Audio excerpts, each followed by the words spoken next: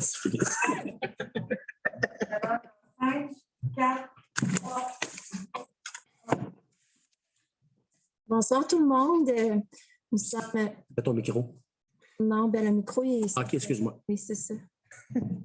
Oui. Non, celui-là, il va être nécessaire tantôt. Mais celui-là, il ne sert plus... En fait, je pense qu'il ne sert plus du tout. Parce que c'est un micro comme ça maintenant que nous avons pour que ça soit bien entendu, surtout sur le Zoom. Donc, je reprends. Nous sommes très heureux de vous accueillir en présence à nouveau ce soir, en ce beau 7 mars 2022, pour une séance ordinaire du Conseil municipal. Je tiens à dire pour commencer en entrée de jeu que nous sommes complets. Il y a quorum incluant Annie Gauthier qui malheureusement doit être, elle, de la maison ce soir. Donc, c'est comme si elle était avec nous finalement. Ça, c'est... Donc, Annie, s'il y a quoi que ce soit, tu nous arrêtes pour ne pas qu'on t'oublie si tu as quelque chose à mentionner ou à ajouter. Aujourd'hui, d'abord, bienvenue. Première chose essentielle à vous dire, mais aujourd'hui, ça a été vraiment une très, très, très belle journée pour Bécancour avec l'annonce de l'arrivée de GM. Et vendredi dernier, on avait également l'annonce de BASF, un géant allemand. Donc, ça vient confirmer vraiment là, tout ce qui était comme rumeur pour la filière batterie à Bécancour, avec l'annonce d'emploi, la production en 2025, des annonces qui sont faites par le gouvernement tant fédéral que provincial. Donc, je vous dirais que pour nous, c'est ce que je me suis laissé dire, puisqu'on est un conseil municipal tout neuf, là. Je me suis laissé dire que c'était quand même historique de la façon que tout ça s'est annoncé. Ça s'est comme jamais fait de cette façon-là. Donc, on a bon espoir que cette fois-ci, ce sera la bonne et que les annonces d'aujourd'hui et de vendredi, que c'est officiel. C'est officiel. Donc, la ville de Bécancour, le conseil municipal met tous les efforts nécessaires pour vraiment qu'on soit prêt à accueillir ces grandes usines. Et de toute façon, depuis notre élection, vous savez, notre objectif, c'est vraiment de s'assurer qu'on ait un plan de croissance vraiment en concordance avec tous les projets qui vont arriver chez nous. Donc, c'est vraiment là-dessus qu'on planche. Et je vous dirais de toute façon que depuis notre élection en novembre dernier, on n'a pas chômé. Puis ça va continuer comme ça là, pour les quelques mois et années à venir. Donc, je commence parce que vous avez vu que l'ordre du jour était quand même assez chargé ce soir. J'aimerais, avant toute chose, souhaiter la bienvenue à Jonathan Sirène, nouvellement journaliste à TVA. Donc, on va dire comme ça, un petit gars de chez nous. Donc, vraiment, bienvenue, Jonathan. Ça nous fait plaisir de t'accueillir. Et il y a probablement d'autres médias aussi en Zoom, là, mais merci d'être présent sur place, Jonathan. Merci. Donc, mes collègues, vous avez eu l'ordre du jour. Est-ce que quelqu'un est prêt à faire la proposition? Simplement vous dire qu'il y a 2 retraits, soit le 6.1 pour la conception et construction d'un chalet de service au Parc des Cygnes, un point qui sera reporté, puis le numéro 26.1 pour assurance collective des élus municipaux. Donc, avec les retraits des 2 sujets mentionnés, est-ce que quelqu'un est prêt à faire la proposition? Merci. Point 2, approbation des procès-verbaux de la séance ordinaire du 7 février et de la séance extraordinaire du 16 février. Est-ce que vous avez pris le temps de lire les procès-verbaux? Oui. Est-ce que vous êtes prêt à en faire la proposition? Pascal Doucet. Merci, M. Doucet. C'est une seule résolution, Mme la greffière? Oui, parfait. Maintenant, pour le dépôt de documents, sûrement que vous avez peut-être vu aussi dans le Courrier Sud ou le Nouvelliste, je ne me souviens plus, je pense que c'est le Nouvelliste, le rapport des activités du trésorier prévu selon la loi sur les élections et les référendums dans les municipalités pour les élections qu'il y a eu l'automne dernier. Donc, c'est déposé au conseil municipal. Et au point 2, le procès-verbal de la réunion du consultatif en urbanisme qui a eu lieu le 1er février dernier. Donc, il s'agit de 2 documents déposés ce soir à la table du conseil. Au niveau des finances maintenant, point 4, approbation des listes des chèques à ratifier et des comptes à payer. Donc, la première liste au montant de 806 351,56 $. Est-ce que vous avez pris le temps de vérifier la liste? Est-ce que vous avez des questions? Et la deuxième liste au montant de 652 033,02 $. Quelqu'un est prêt à faire l'approbation de cette... Est-ce que... Je n'étais pas certaine si j'avais entendu Annie ou je sais. Oui, je n'ai pas regardé Annie, excuse. Je vais vraiment faire attention à te regarder, Annie. Désolée. On te laisse la prochaine, Annie. Au point 5, prolongation de l'entente de tarification avec la Banque nationale du Canada. Donc, c'est suivant les deux soumissions demandées par la Ville. Donc, il y a une recommandation de prolonger notre entente avec la Banque nationale du Canada. Est-ce que quelqu'un est prêt à faire la proposition? Annie Gauthier. Merci, Annie. Point service à la communauté, au point 6, soumission et octroi de contrat. Donc, le point 1, comme mentionné au tout début, a été retiré, reporté à une réunion ultérieure. Au point 7, octroi de contrat. Point 1, achat et installation d'un abri soleil au carré de la Vierge. C'est dans le secteur Gentilly. Donc, c'est d'accorder le contrat à Texport pour le prix de 37 919,90 $. Quelqu'un est prêt à en faire la proposition? Guillaume. Merci, M. Carignan. Au point 8 maintenant, utilisation d'un système de pondération concernant la fourniture et l'installation d'équipements récréatifs au Centre culturel La Rochelle. Est-ce que quelqu'un est prêt à faire la proposition du système qui a été proposé? Marion. Merci. Tout le monde est en accord? Point 9, entente de collaboration pour la saison 22-23 entre Diffusion Plein Sud et la Société des Amis du Moulin-Michel Incorporé pour la diffusion de spectacles. Donc, suivant l'intervention de la Ville de Bécancour, quelqu'un est prêt à faire la proposition de cette entente? Jasmine. Merci.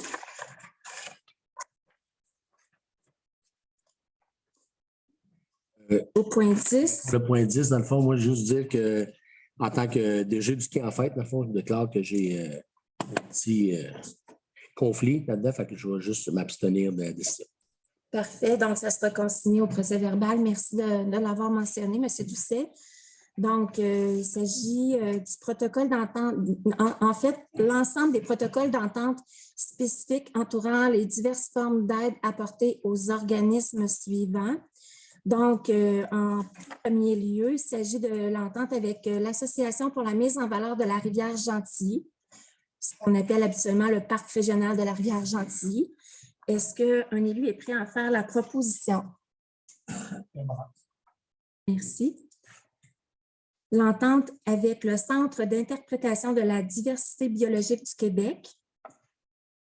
Quelqu'un est prêt à faire la proposition? M. Carignan. Maintenant, l'entente avec la Corporation du Vieux-Moulin de Saint-Grégoire, ce qu'on appelle également la Société acadienne Port-Royal. Quelqu'un est prêt à en faire la proposition? Lamotte. Merci, M. Lamotte. L'entente avec Diffusion Plein Sud. Jasmine. Merci. L'entente avec le regroupement du parc. Guillaume. M. Carignan, merci.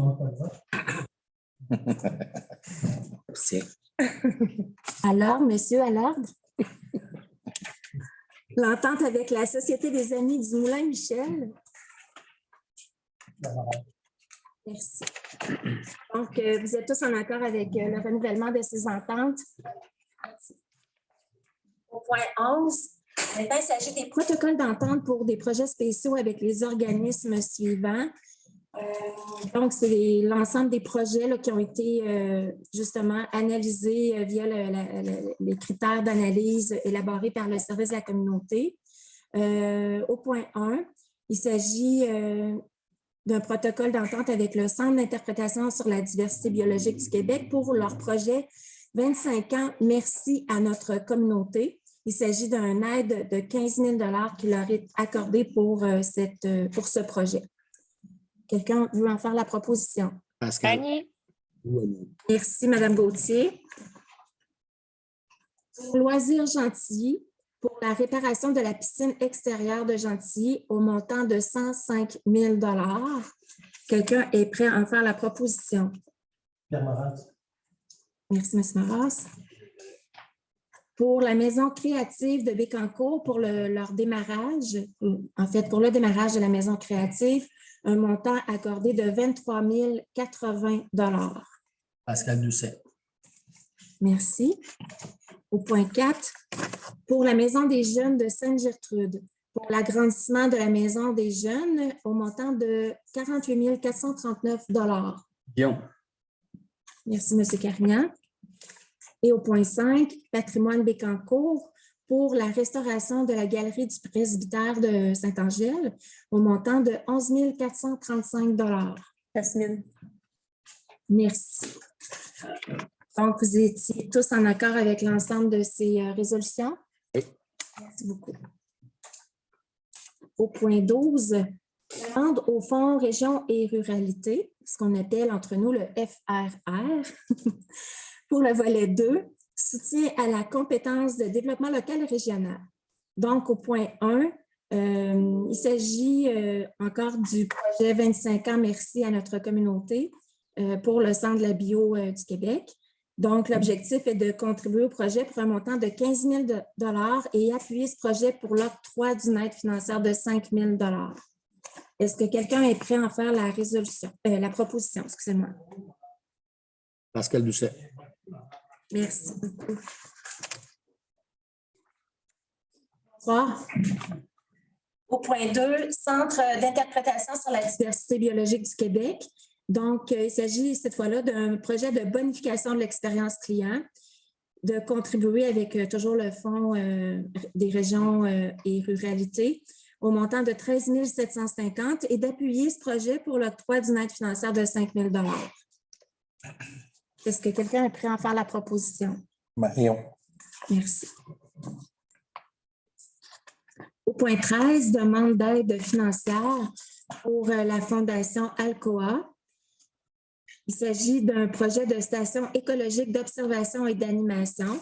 En fait, c'est la tour qui se trouve actuellement là, dans le parc écologique, mais qui n'est pas accessible au public. Donc, c'est vraiment de pouvoir procéder à sa restauration. Quelqu'un est prêt à en faire la proposition? Jasmine. Merci. Ensuite, pour le Fonds du transport actif du Canada, c'est le projet de prolongement de la piste cyclable du secteur Saint-Angèle de Laval. Donc, toujours pour une demande d'aide financière. Quelqu'un est prêt à en faire la proposition? Pascal Doucet. Merci. Au point 14, il s'agit cette fois d'une entente de contribution non remboursable, le M-30, entre l'Agence de développement économique du Canada pour les régions du Québec et la ville de Bécancour pour le projet de prolongement de la piste cyclable de Saint-Angèle de Laval. Donc, il s'agit d'autoriser Marie-Soleil Guilbert à signer cette entente pour recevoir une contribution d'au plus 422 513 $ pour le projet de la piste cyclable. Quelqu'un est prêt à faire la proposition? Guillaume. Monsieur Carignan, merci. Ça va tout le monde? Oui. Travaux publics. Au point 15, soumission et octroi de contrat. Donc, au point 1, c'est la fourniture et la livraison à l'atelier municipal de matériaux granulaires de divers calibres, et ce pour toute l'année 2022. Donc, j'avais tantôt ouvert le contrat que j'ai perdu. Est-ce que quelqu'un pourrait juste me rappeler le montant du contrat? 475. 75. Oui, c'est bon. Merci beaucoup. J'avais juste à tourner ma page. 80 475. Donc, contrat accordé à Maskimo Construction. Quelqu'un est prêt à faire la proposition? Marion. Merci. Point 16, engagement de la Ville auprès du ministère de l'Environnement et de la lutte contre les changements climatiques. Donc, au point 1, il s'agit de travaux d'aqueduc et d'égouts domestiques sur la rue Lemire. Donc, dans le cadre de ces travaux, c'est que la Ville s'engage auprès du ministère de l'Environnement et de la lutte contre les changements climatiques à respecter l'ensemble des obligations réglementaires. Est-ce que quelqu'un a fait la proposition? Pascal. Merci, M. Doucet. Et finalement, au point 2, il s'agit d'une résolution à adopter pour la vidange des boues de l'étang numéro 1 de la station d'épuration des Mares Noires. C'est dans le secteur ouest. Ça avait été également prévu au budget 2022. Annie Gauthier. Merci, Mme Gauthier.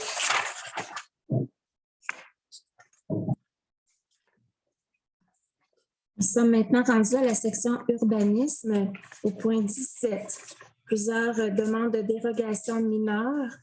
Au point 1, une demande de Valérie Lessard ayant comme objectif de faire une demande de dérogation qui vise à autoriser sur le lot 3982051 du Cadastre du Québec.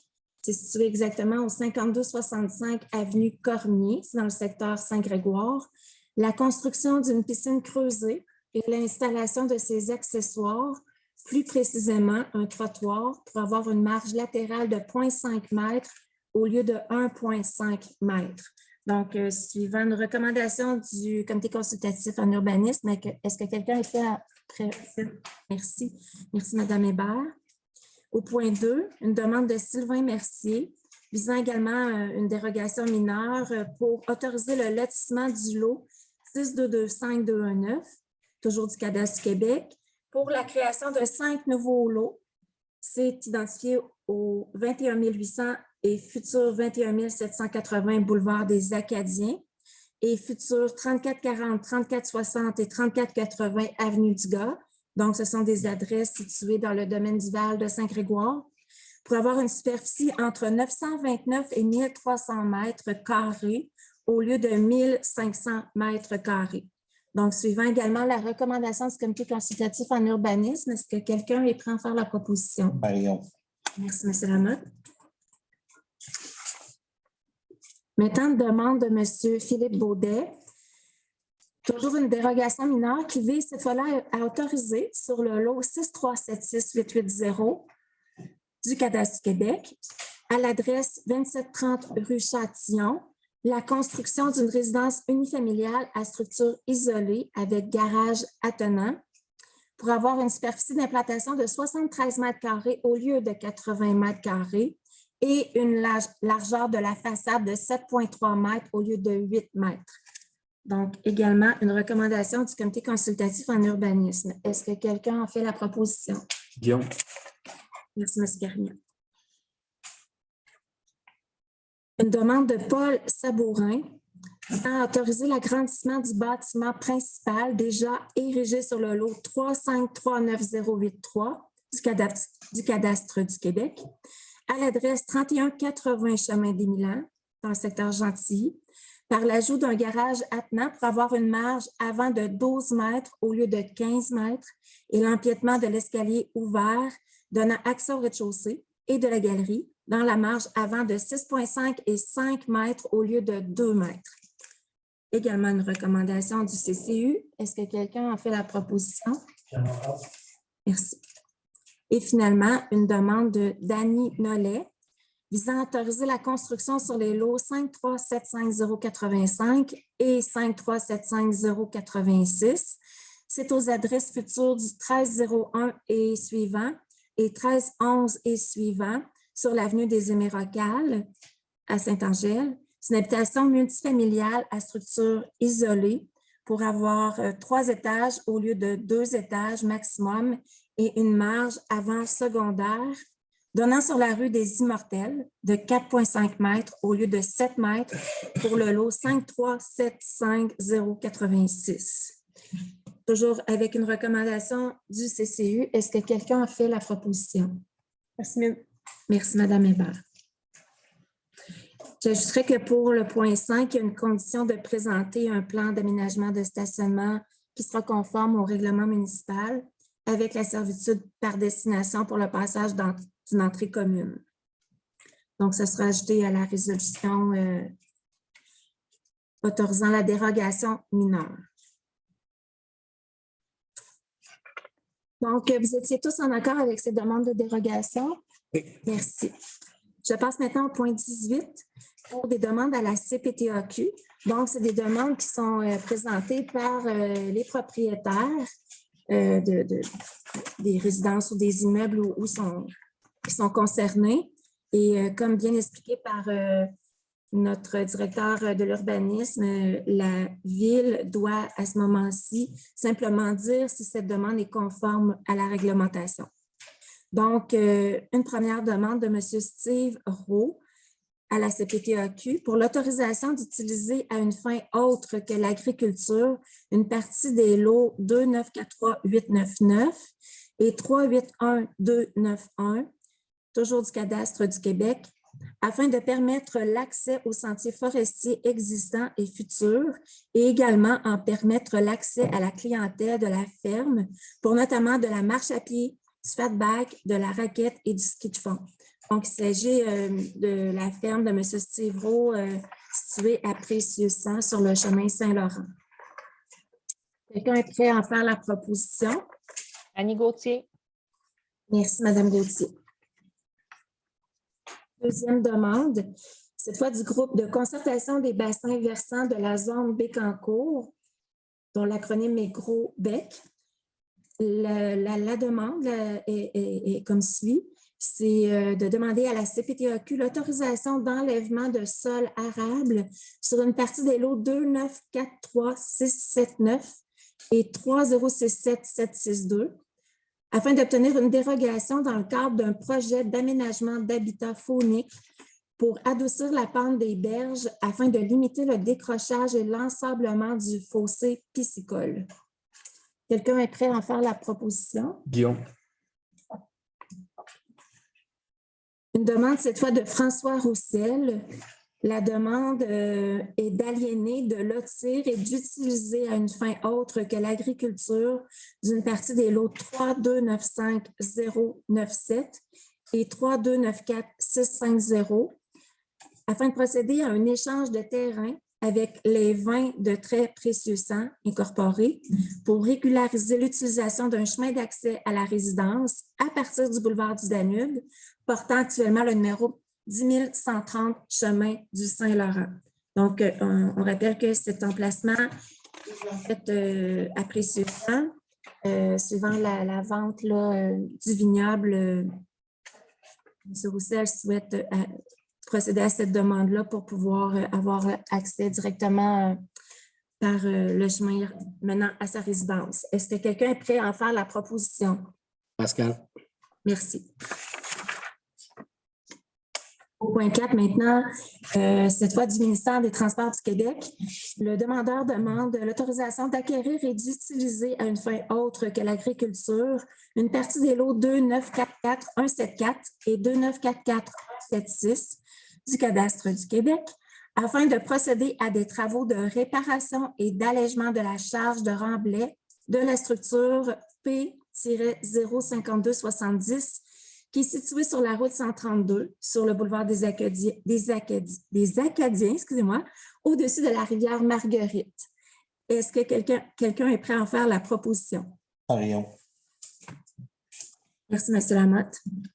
Et finalement, cette fois de Jean-Sébastien Demers, une demande d'autorisation d'acquérir de ferme Jasmélia incorporée et de lotir une partie du lot 3539915 du cadastre du Québec afin de lier le garage à la résidence. Jasmine. Merci, Mme Hébert. Donc, vous étiez tous en accord avec ces demandes à la CPTAQ. Merci. Nous sommes maintenant à la section du greffe au point 19. Le mandat accordé à un notaire au point 1 pour l'acquisition d'une servitude sur une partie du lot 2942679 du cadastre du Québec, qui est la propriété de M. Martin Racine. Donc, c'est pour finalement pouvoir procéder aux travaux sur la rue Lemire, travaux qu'on a vus un petit peu plus haut dans l'ordre du jour. Donc, afin que la Ville puisse obtenir une servitude pour ses infrastructures. Quelqu'un est prêt à faire la proposition d'accorder le mandat au notaire? Marion. Merci, M. Lamotte. Une résolution cette fois pour faire une promesse de cession du lot 6482827 du cadastre du Québec au Centre de services scolaires de la Riveraine. Donc, il s'agit en fait du terrain qui sera cédé éventuellement au Centre de services scolaires pour ériger la future école sur le plateau Laval. Quelqu'un est prêt à en faire la proposition? Pascal Doucet. Merci, M. Doucet. Au point 21, vente du lot 6402102 du cadastre du Québec à la compagnie 9453-5853 Québec. Donc, la résolution est dans le but d'accepter le transfert de tous les droits, titres et intérêts dans l'offre d'achat signée par d'Ambec à la société 9453-5853 Québec Inc. pour l'achat d'un terrain situé dans le parc industriel PME. Est-ce que quelqu'un est prêt à faire la proposition? Merci, Mme Hébert. Au point 22, c'est la vente pour défaut de paiement de taxes. Donc, au point 1, c'est d'ordonner, toujours un terme un petit peu dépassé, mais bon, c'est la loi qui le prescrit comme ça. Mais au point 1, d'ordonner à la greffière de vendre les immeubles sur lesquels les taxes n'ont pas été payées, en tout et en partie, depuis 2019. Donc, immeubles qui feront l'objet d'un avis public dans les journaux. Les propriétaires concernés ont encore la possibilité là, de pouvoir régler. Donc, quelqu'un est prêt à faire la proposition? Guillaume. Merci, M. Carignan. Et au point 2, autoriser le trésorier à acquérir les immeubles sur lesquels les taxes n'ont pas été payées, en tout ou en partie depuis 2019. Merci, M. Maras. Au point 23, on fait divers avis de motion et dépôt de projet de règlement. Au point 1, c'est le règlement numéro 1638. Il s'agit en fait du règlement décrétant une dépense et un emprunt de 9 240 000 $ pour la construction de conduites d'aqueduc et d'égouts domestiques, ainsi que l'aménagement d'une voie de service afin de desservir une partie du territoire de la Société du parc industriel et portuaire de Bécancour. Donc, ce montant-là a été prévu au programme triennal des immobilisations. Donc, maintenant, le conseil municipal est prêt à en faire l'avis de motion pour fin de règlement d'emprunt. Puis, afin également que la Ville puisse procéder ultimement à l'appel d'offres public. Quelqu'un veut en faire l'avis de motion? Pascal. Merci, M. Doucet. La durée de l'emprunt sera de 20 ans, puis le projet de règlement sera déposé là, avec l'avis de motion. Au point 2, il s'agit du règlement numéro 1662, intitulé « Règlement décrétant une dépense et un emprunt de 2 600 000 $ pour les travaux de construction et de réfection des infrastructures 2022 ». Donc, ce règlement a pour but de financer les travaux de construction. Il y a plusieurs travaux de prévus pour la réfection de nos infrastructures. La durée de l'emprunt est de 20 ans. Quelqu'un est prêt à en faire la proposition? Merci, M. Maras.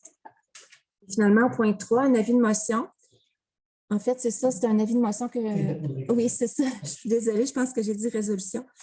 Donc, cette fois-ci, un avis de motion pour le règlement numéro 1663 intitulé « Règlement modifiant le règlement numéro 1541 afin de porter à 3 % le taux du droit de mutation qui est applicable au transfert dont la base d'imposition excède 500 000 $.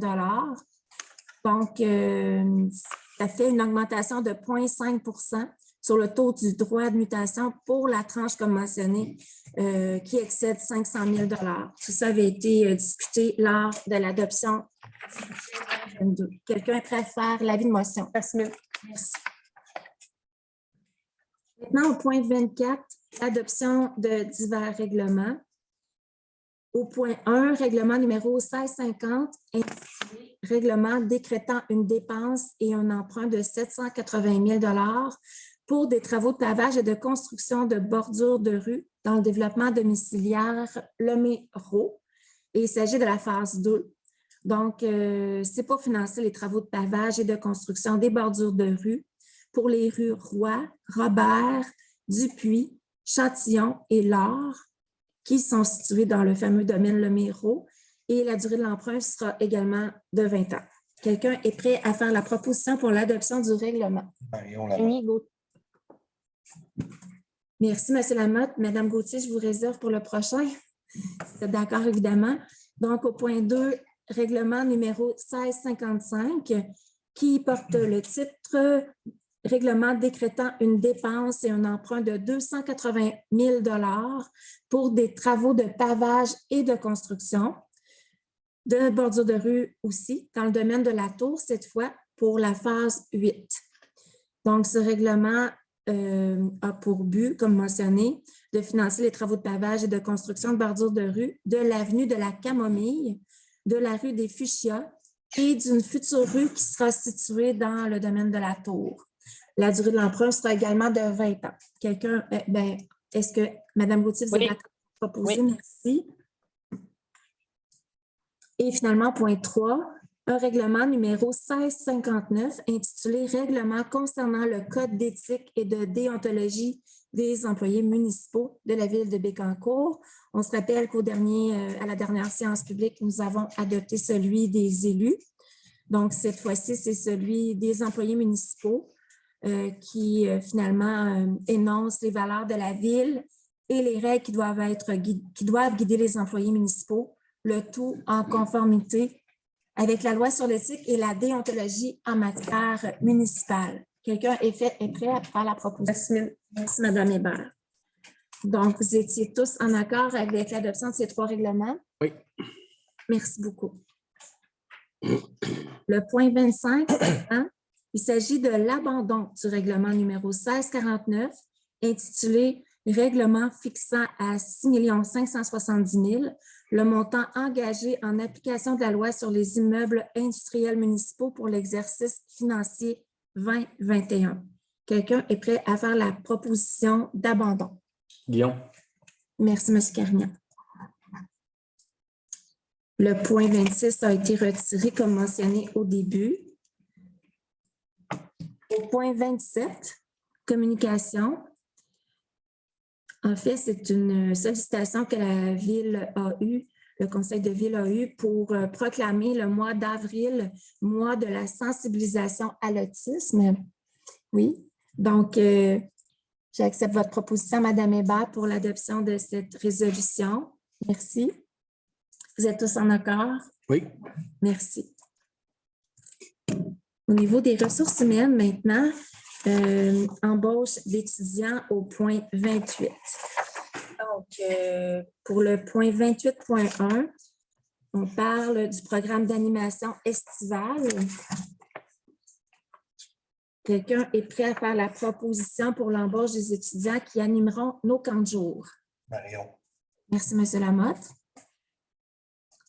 Au point 2, il s'agit de l'embauche d'un préposé à la surveillance de la patinoire couverte du secteur Saint-Grégoire. Quelqu'un est prêt à en faire la proposition? Merci, M. Maras. Et finalement, au point 3, c'est l'embauche d'une préposée à l'urbanisme et aux archives de l'urbanisme. Pascal. Merci. Au point 29 maintenant, embauche d'une technicienne en documentation. C'est une employée régulier, une ou un employé régulier annuel. Donc, quelqu'un est prêt à faire la proposition d'embauche? Guillaume. Oui, merci beaucoup, M. Carignan. Au point 30, il s'agit de la nomination d'une directrice générale adjointe en la personne de notre greffière.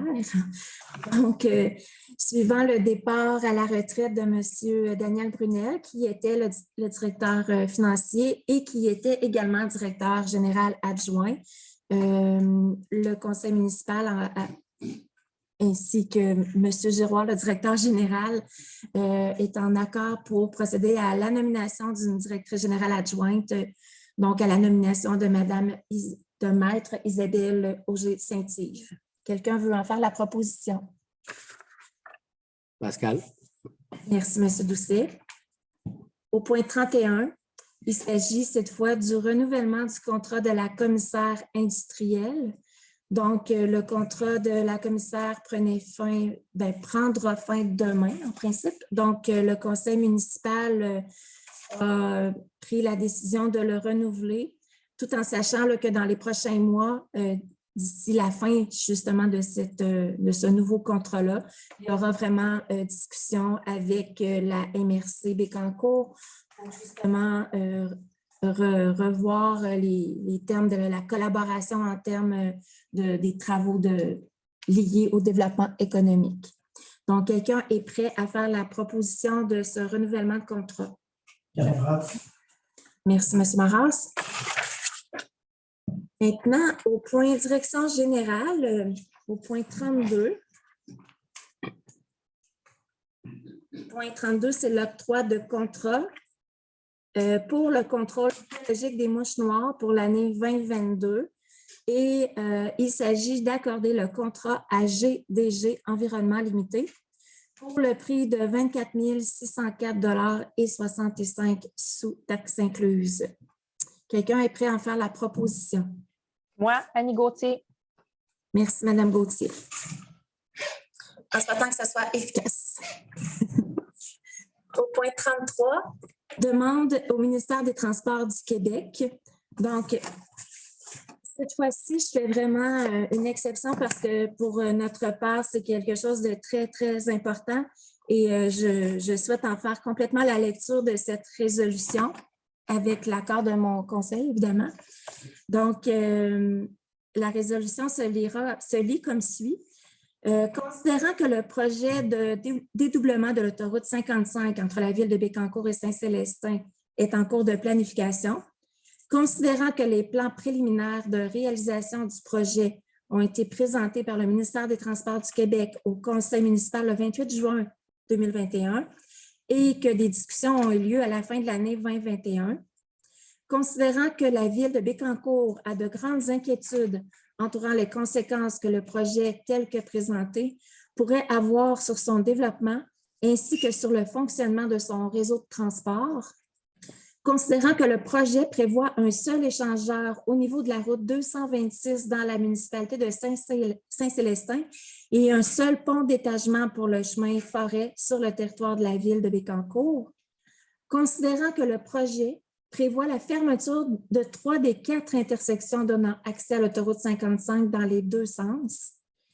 considérant que les 3 intersections faisant l'objet des interventions sont situées sur le territoire de la ville de Bécancour, soit le chemin Thibaudeau, le chemin Forêt et le chemin Prince, considérant que le projet, tel que présenté, avec un seul pont d'étagement, aura pour effet d'isoler plusieurs territoires par rapport à l'autoroute et par rapport au côté opposé de l'autoroute, considérant qu'actuellement, ces 3 chemins donnent un accès direct à l'autoroute via une route relevant du MTQ pour les communautés d'un large territoire, mais aussi pour un important réseau de camionnage, considérant que de retirer l'accès à l'autoroute par les chemins Thibaudeau, Forêt et Prince aura pour effet de redistribuer la circulation dans tout le secteur, créant ainsi une pression supplémentaire sur les villages de Saint-Grégoire et de Saint-Célestin, dont la trame urbaine et les rues ne sont pas conçues pour un tel trafic de transit,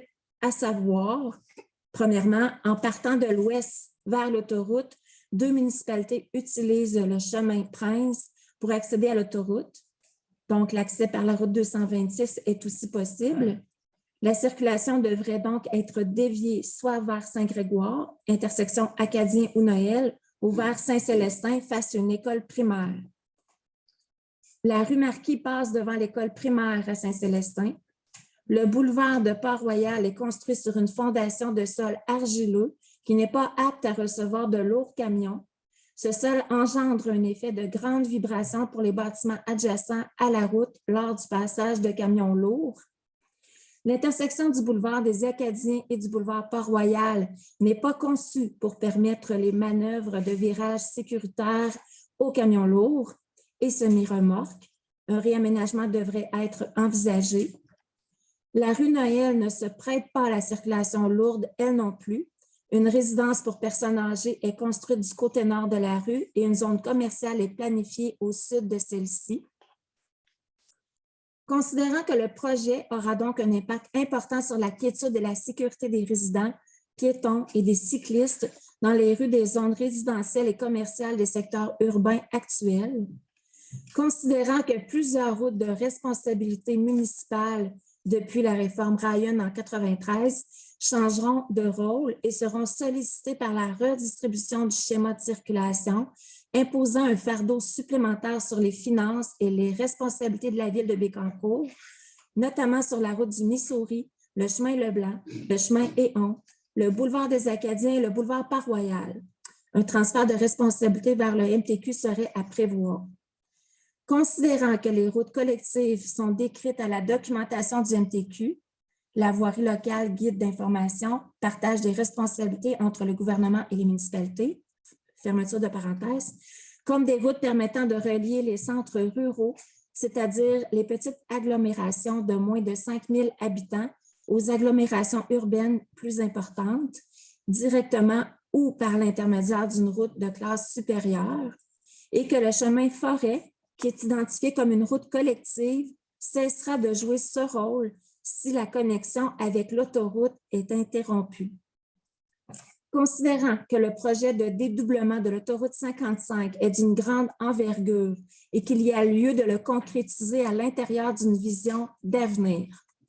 Considérant que l'urbanisation qui est anticipée durant les 20 prochaines années va entraîner une augmentation certaine du volume de circulation dans ce secteur de la ville, considérant que selon les plans de développement des différents secteurs, dont Saint-Grégoire et le plateau Laval, le volume de circulation va considérablement augmenter.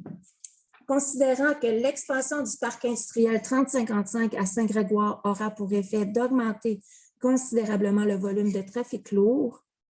Considérant que les ouvrages du MTQ se doivent d'assurer la fonctionnalité du réseau supérieur pour un horizon de plusieurs dizaines d'années. Considérant les inquiétudes de la communauté face au projet de doublement de l'autoroute 55 et de ses impacts, considérant qu'il serait opportun de revoir certains aspects du projet, notamment au niveau des échangeurs et ponts d'étagement prévus par le MTQ, et finalement considérant que dans ce contexte, le projet mérite une réflexion au niveau de l'isolement des communautés, de leur quiétude et de leur sécurité, ainsi qu'au niveau de la conception des routes, de leur entretien et de la fiscalité afférente. En conséquence, il serait résolu, suivant une proposition qui suit, le Conseil municipal demande au ministère des Transports du Québec de revoir le projet en tenant compte des impacts sur le réseau supérieur de circulation ainsi que sur les différents noyaux villageois affectés. Le Conseil municipal demande également au ministère des Transports du Québec de proposer des solutions concrètes et adéquates pour atténuer les situations dangereuses, nuisibles ou coûteuses exposées dans la présente. Et finalement, le Conseil municipal demande également au ministère des Transports du Québec de mettre en place un comité de suivi ayant comme responsabilité de proposer, d'évaluer des alternatives acceptables et impliquant des représentants de la ville de Bécancour. Ce comité aurait notamment pour responsabilité d'évaluer la possibilité d'un échangeur sur le chemin forêt.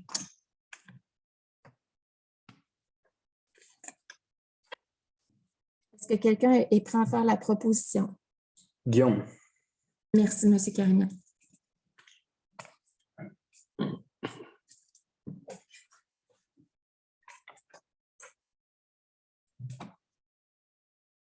C'est drôle, moi, je m'excuse, j'ai fait la lecture puis ça m'a frappé, mais c'est pour responsabilité d'évaluer l'emplacement d'un échangeur sur le chemin forêt. Et ce n'était pas la possibilité, là, je suis désolée. Est-ce que ça vous convient tous? Oui. Parfait.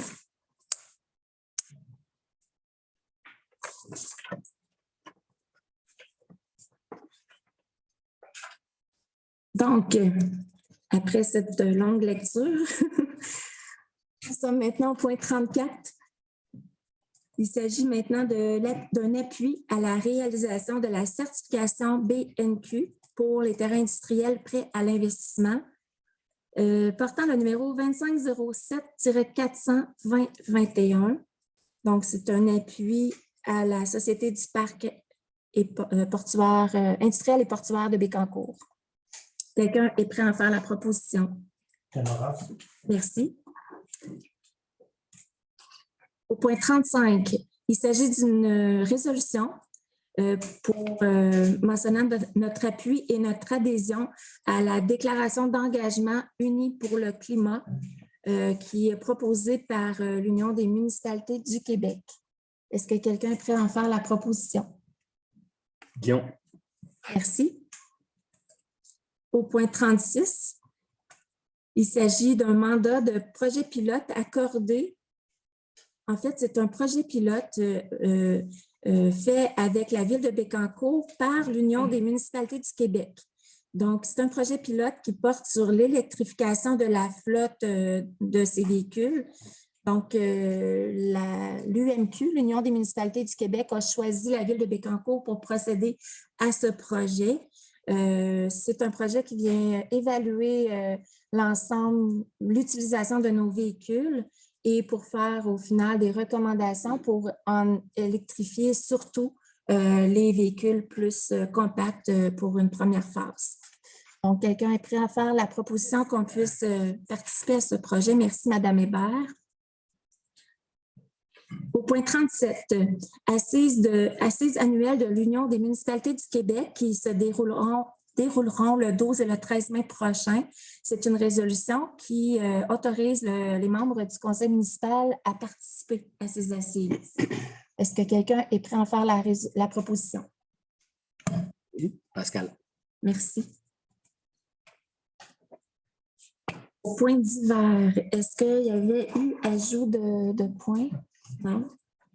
Nous serions maintenant au point 39, à la période d'intervention des membres du conseil, en débutant par Mme Hébert. Merci, Mme la mairesse. Je vais essayer de faire ça vite, laisser du temps pour mes collègues à ma gauche. Merci. Hey, j'ai deux petits points. Je ne peux pas faire autrement que de parler des annonces qu'on a eues cette semaine, de la fierté que j'ai, contente aussi. Tantôt, j'ai croisé M. Morel. Première chose qu'il me dit, il était content. Fait que je vois aussi la fierté des citoyens. Fait qu'on est chanceux. C'est des très belles annonces. J'en profite pour souligner la collaboration de la Ville de Bécancour avec Julie Boulay qu'on a signé son contrat du parc. M. Richard, c'est un homme d'exception. Je pense que son travail a porté fruit, puis c'est le représentant. On est très contents, très fiers. Et comme deuxième point, je veux juste féliciter de vive voix notre directrice adjointe. J'espère qu'on ne sera pas trop tannant pour vous, mais bon, je sais c'est qui les tannants, fait que moi je suis correcte. Merci beaucoup. Félicitations, puis merci, bonne soirée. Ben, bonsoir tout le monde, ceux qui sont en ligne et en présence. J'aimerais saluer le travail du Café des Trois Cloches à Sainte-Gertrude. Il y a 2 semaines, ils ont fait une belle activité à l'extérieur avec la sucrerie des haies. Bon, la température n'était pas très, très clémente, mais ça a permis de faire une belle activité. Puis c'est le fun de voir des citoyens aussi impliqués que eux. J'aimerais saluer également aussi le 19 de mars, le restaurant La Chevauchée, encore dans le secteur Sainte-Gertrude, va ouvrir. Je vous invite en grand nombre, j'y serai moi-même le 19. Ce qui m'amène à faire du pouce sur ma collègue Jasmine. Les annonces aujourd'hui puis dans les dernières semaines, moi, ça me réjouit beaucoup pour la ville de Bécancour. Je trouve que ça va être une opportunité et un levier pour le développement de l'Est de la ville. C'est un dossier pour moi que je trouve très important, que la ville soit prospère d'Est en Ouest et du Nord au Sud. Bonne nouvelle, ça fait plusieurs semaines que je travaille avec le comité d'embellissement. À Sainte-Gertrude, il va y avoir une zone qu'on va retarder le fauchage dans certains fossés. Mais un fossé, en fait, qui va être délimité, ça va être bien identifié. Ça va être pour vraiment regarder un peu les insectes pollinisateurs, puis également il va y avoir de la plantation de plantes à l'intérieur du fossé côté citoyen, c'est pas côté rue, là. Ça va être juste le côté citoyen qu'on va retarder le fauchage. Fait que c'est des belles nouvelles. Aucune mauvaise nouvelle ces temps-ci. Merci. Bonjour tout le monde. Ça faisait longtemps qu'on n'avait pas parlé du carnaval des Antilles. Ça me fait plaisir de vous en parler ce soir. Je tiens à remercier et à féliciter deux dames. C'est demain la journée de la femme. Elle va être un petit peu bavarde. Je ne suis pas dans mes habitudes, mais trop bavarde. Je remercie Sophie Route et je la félicite. Elle a occupé le poste de présidente du carnaval des Antilles pour une période de 2 ans pendant la pandémie. Sophie, un mandat de président de carnaval, c'est jamais facile, mais c'est gratifiant à la fin. Sophie, elle a eu le bout plus difficile, mais elle n'a pas eu tout le retour sur le travail qu'elle a fait. Donc, ça me fait plaisir de la féliciter pour son implication. Et je souligne aussi la relève qui va remplacer Sophie, Mme Andréane Tardif, qui va être la présidente de la prochaine édition du carnaval. C'est le fun de voir qu'on revient à la normale et que les activités sur notre territoire reviennent aussi tranquillement à la normale. Merci, au revoir. Merci. Oui, bonjour. Excuse-moi, j'ai oublié Annie. Annie, oui, c'est vrai, excuse-moi, Annie. C'est pas grave, j'aurais pu y aller ensuite. Pardon, Je veux 2 points. Je veux féliciter. On a parlé, on a adopté des trucs là, pour 2 commerces de précieux sang. Je trouve ça vraiment le fun. On voit qu'on se démarque. On est un petit milieu, mais il y a plein de belles choses qui s'en viennent à précieux sang. Donc, je veux souligner là, la ferme S et C. Des projets de développement super intéressants. Je vous invite à aller leur dire un petit bonjour. Et on a un beau vignoble à Précieux-Sang. J'étais à peu près sûre que les gens ont resté surpris tantôt quand ils ont entendu ça. Fait que je voulais juste le souligner, du beau développement pour notre petit secteur. Et je voulais souligner aussi tous les efforts des groupes communautaires là, dans les dernières années, notamment avec la pandémie. On a vu des petits miracles se faire avec très peu de financement. Je ne sais pas si vous avez vu passer dernièrement des moyens de pression là, des groupes communautaires avec l'adoption des budgets au provincial. Donc, des gros enjeux qui se jouent là. Si vous avez du temps à donner, du bénévolat à faire, je vous invite à aller vers les groupes communautaires. On est dans la ville de Bécancour, Choyer. On en a plusieurs qui ont pignon sur rue. On a plein de maisons de jeunes sur notre territoire comparé à bien d'autres villes. C'est merveilleux. Fait que je voulais souligner le travail de ces groupes-là. Voilà. Bonne soirée. Merci. Bonsoir tout le monde. Moi aussi, je voulais faire, comme Jasmine a parlé, très excité, très content, très fier des nouvelles qui sont faites dans le parc depuis la semaine passée. C'est super le fun, puis c'est très positif. Ça fait du bien d'avoir des bonnes nouvelles comme ça. Puis je voulais souligner, demain, le 8 mars, c'est la Journée internationale de la femme. Souligner cette journée-là, puis souhaiter une bonne journée à nos femmes sur le conseil, puis à toutes les femmes. On a des bonnes femmes sur le conseil. C'est content de ça. Les bonnes femmes. Il faut vraiment bien l'accorder. Les bonnes femmes. Merci, Marion. Un bon homme, toi aussi. Oui. Souhaiter une bonne journée à toutes les femmes demain, le 8 mars. Ta future. Petite. Non, pas ma future. Petite. Ah, OK, oui. OK. Petite qui va arriver dans les prochains jours. Oui. Merci, M. Lamotte. C'est un très, très beau, un très, très bel hommage. Ce malaise involontaire de mon ami Marion. Oh, mes vieux.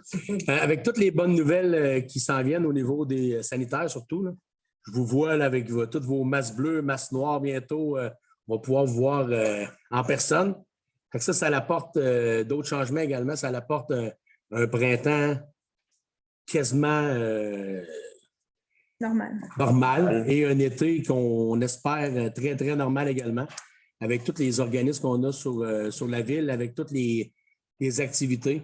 Je me permets de parler de ma préférée, qui annonce déjà demain ses premiers spectacles. Fait qu'allez vous mettre membre de l'infolette. Vous allez voir, il y a des belles annonces qui s'en viennent pour tous les goûts. Pour faire un petit pouce avec mon ami Pierre, il Il y a du théâtre d'été qui s'en vient là, dans les prochains jours, je pense à Gentilly, là, avec les belles-sœurs. Pas les bonnes femmes, mais les belles-sœurs qui sont, avec une production, je pense que c'est de Mme Céline Thibodeau et son équipe. Là. C'est vraiment le fun. Ouais, vraiment le fun. Dernière chose, je vous vois tous ici. Certains sûrement sont là pour des bonnes raisons, d'autres des raisons un peu plus plates qui est arrivée. On a tous des petits problèmes, que ce soit le masque, on a tendance des fois à avoir nos petits problèmes comme des gros problèmes, que ce soit le vaccin, le masque peu. Présentement, il se passe quelque chose sur un autre continent. Fait que, pensons à ça. Merci. Approuve, Pascal. Merci, M. Doucet. Donc, merci à chacun de vous. Revenons maintenant à la période de questions. Point 40. 40, quand même. Oui. C'est renouvelé 1 an. Puis, M. Ouellet et M. Rochet, nous avons la copie de la résolution du MJ pour les 50. Avec plaisir. Je les salue en passant. On pourra même la donner à M. de TVA aussi. Bonjour, mesdames, messieurs, Rémi Bonenfait de Saint-Grégoire. Bonjour. Tout comme vous tous, je suis très heureux des annonces aussi que nous avons entendues cette semaine. Et concernant le projet de lui-même, le projet financier, je pense que c'est à point. Et comme l'a demandé le madame tout à l'heure, j'apprécierais s'il serait possible d'avoir une copie de cette résolution-là. Parce que je n'ai pas tout à fait compris la résolution finalement en ligne. Là. Je suis d'accord avec tous les considérants, mais concernant le projet sur la forêt, est-ce que c'est un détachement ou un défendeur dans le fond? Un échangeur. C'est un défendeur qui s'en. C'est ce qu'on demande. C'est ce que vous demandez. Oui, c'est ça. En tout cas, je vous encourage à continuer dans ce sens-là. Parce qu'avec ce qui s'en vient, je pense qu'on aurait besoin de place pour tout le monde. Merci beaucoup. Vous avez tout à fait raison. Merci, M. Provencher. Et oui, la résolution vous sera transmise. Bonjour à tout le monde. Mon nom, c'est René Bergeron. C'est la première fois que je vois tous les membres du conseil, à part M. Moreau. Je l'avais vu à quelques reprises avant l'élection, puis avant l'affaire COVID-19. Ce chiffre-là m'écoeure pas à peu près. Puis t'es écœuré dans la date de chiffre 19. On va passer à une autre étape. On se le souhaite. La ville de Bécancour, vous avez payé un beau cadeau la semaine passée avec notre compte de taxes, je trouve. Je ne sais pas s'il y en a d'autres qui sont comme moi, là, mais moi, présentement, l'augmentation de taxes que je subis cette année, vraiment, mon profit pendant 2 ans. Là. Je n'ai plus de profit. Quand mon père m'a vendu mon terrain, il m'avait dit si tu n'es pas capable d'administrer ton entreprise, il faut qu'elle soit rentable. Oublie ça. Là, il n'est pas rentable.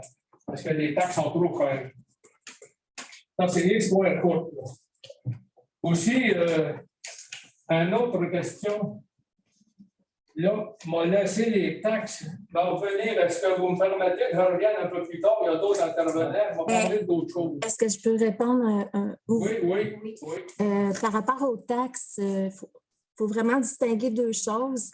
Par rapport au taux de taxation, la ville de Bécancour a vraiment réduit ses taux de taxation. Là, je vous donne un exemple. L'an passé, le taux de taxation pour les résidences était de 0,91 sous et demi. Cette année, il est à 85 sous. Ce qui explique vraiment le fait que pour environ le tiers des citoyens, il y aurait une hausse plus considérable, c'est le fait que votre valeur foncière a vraiment augmenté. Et il y en a pour qui c'est, oui, assez substantiel. Donc, là, vous avez comme citoyen la possibilité de vraiment contester cette hausse de valeur foncière-là en suivant là, les indications qui sont écrites avec votre compte de taxes. Mais ça ne se fait pas à la ville, ça se fait à l'évaluateur qui a procédé au travail de réévaluation du rôle. Donc, c'est vraiment 2 choses très distinctes mais je peux vous dire que le conseil municipal a eu vraiment le souci le plus possible d'équilibrer le mieux cet impact-là de l'augmentation du rôle d'évaluation qui a augmenté de près de 11 10,78 exactement. Donc, c'est ce qui fait que pour beaucoup de citoyens, en fait, le tiers, il y a une hausse plus considérable. Il y a le tiers qui, lui, subit une baisse, puis il y a un autre tiers qui, lui, reste à peu près neutre par rapport à l'année passée.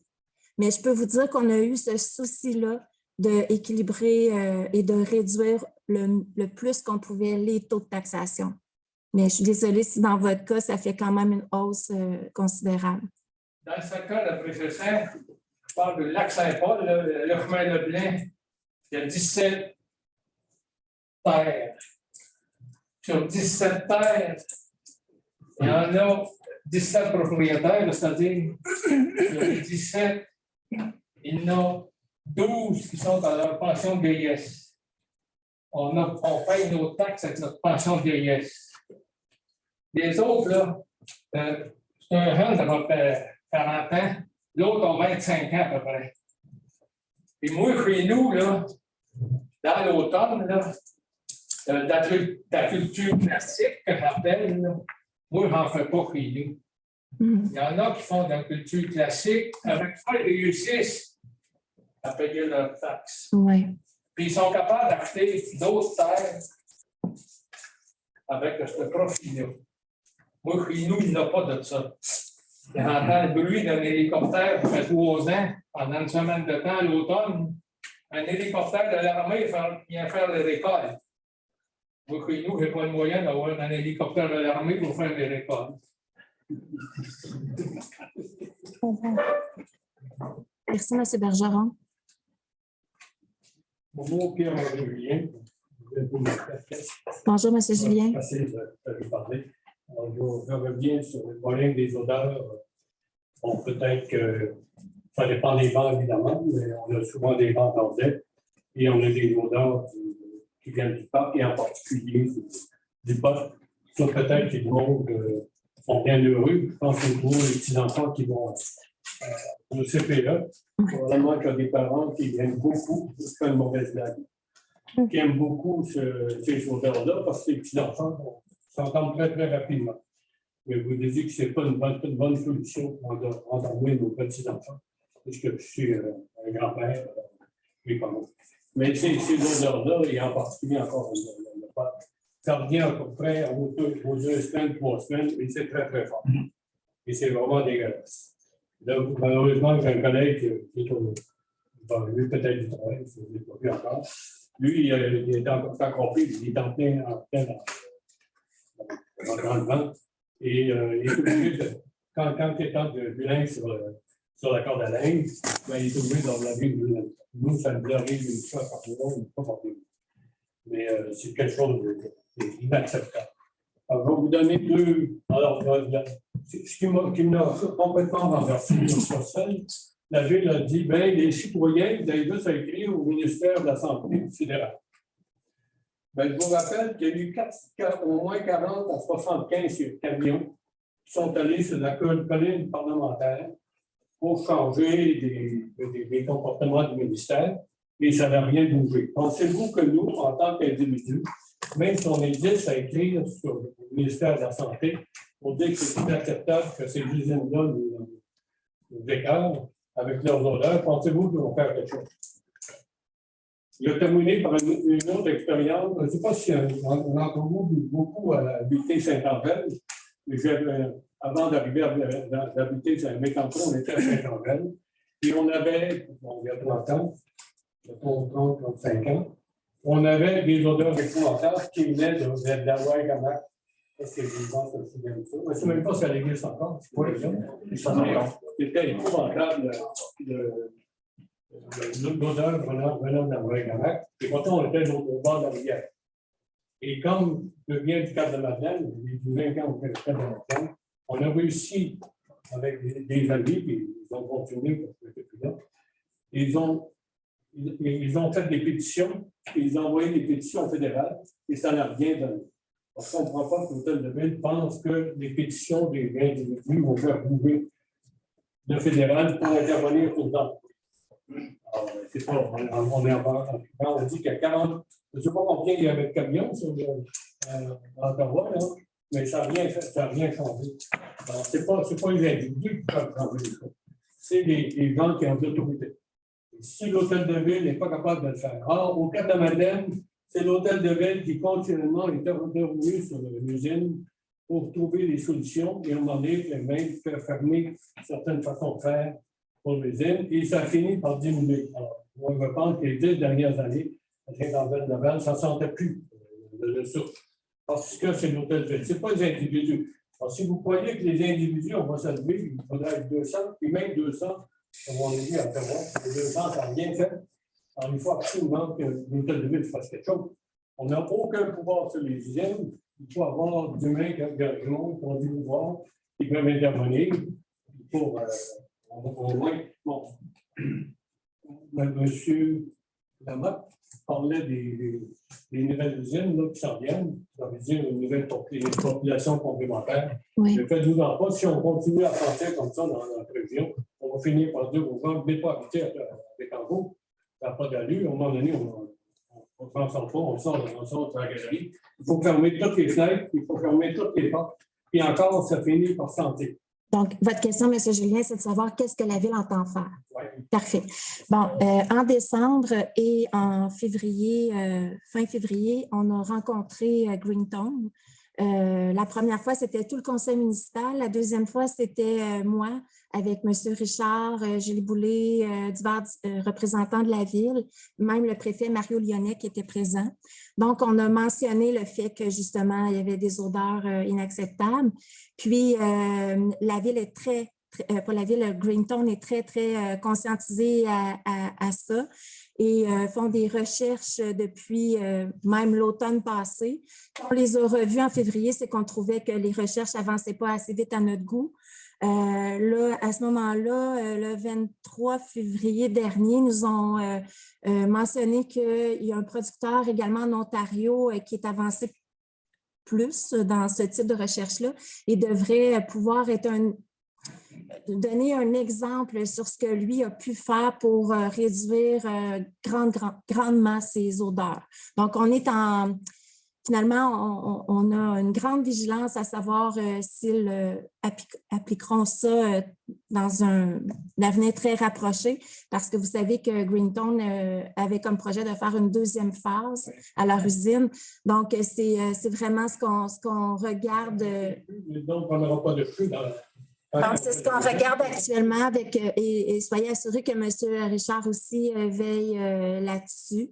Puis pour répondre à votre question concernant Santé Canada, c'est pas une pétition, c'est que en fait, c'est ici au service de l'urbanisme qui nous ont recommandé également, en plus des démarches que fait la Ville et la Société du parc industriel pour intervenir auprès de Greentown, c'est que les citoyens puissent communiquer cette information-là à Santé Canada, car plus qu'il y aura de gens qui le signifieront, plus que Santé Canada pourront le quantifier, le prendre en note. Mais je suis tout à fait d'accord avec vous que ce n'est pas ce qui va changer les choses directement actuellement dans Bécancour, mais plus ça sera signifié à Santé Canada, plus ça sera répertorié et donc plus ça pourra être utile pour tout le monde. Vous pensez que 100 personnes qui vivent, non, c'est on n'arrivera jamais à 100%. C'est pas ce que je vous dis. C'est avoir un appui. C'est un appui. Aucun impact. Le ministère, moi, je travaillais sur la Mais on va continuer, M. Julien. Ça n'a aucun impact. Il faut absolument que ça soit vous. C'est ce qu'on fait. Vous rappeliez, puis vous allez les voir. Et à un moment donné, même, il va y avoir des moyens de. C'est ce qu'on fait. Dans le cas d'Alva-Gamac, l'Hôtel de Ville du Canada a commencé à vouloir mettre des amendes en amende. Ils ont trouvé le moyen de pouvoir avoir des possibilités de mettre des amendes. Et c'est la seule chose. Dans ces usines-là, si ça coûte bien, les moyens n'ont rien à dire. Il faut que ça leur fasse mal.